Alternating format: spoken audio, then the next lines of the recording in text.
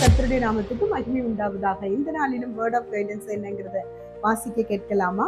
ஆகா எழுதின தீர்க்க தரிசன புத்தகம் 1ஆம் அதிகாரம் 6ஆம் வசனம் கடைசி பகுதி. கூலியை சம்பாதிக்கிறவன் பொத்தலான பையிலே போடுகிறவனாய் அதை சம்பாதிக்கிறான் என்பதாக. ஆம் தேவ பிள்ளைகளே, இன்றைக்கு சம்பாத்தியம் எல்லாம் கை நிறைய இருக்கு, ஆனா மாச கடைசிக்குள்ள அது தங்குறது இல்லை, நிலைக்க மாட்டுக்குன்னு சொல்றீங்களா?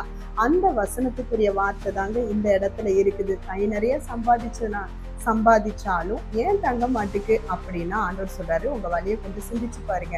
ஆண்டவருடைய வழியை நீங்க கவனிச்சு பார்த்திருக்கீங்களா? ஆண்டவர் நம்மளை ஆசீர்வதிக்க விரும்புறார்.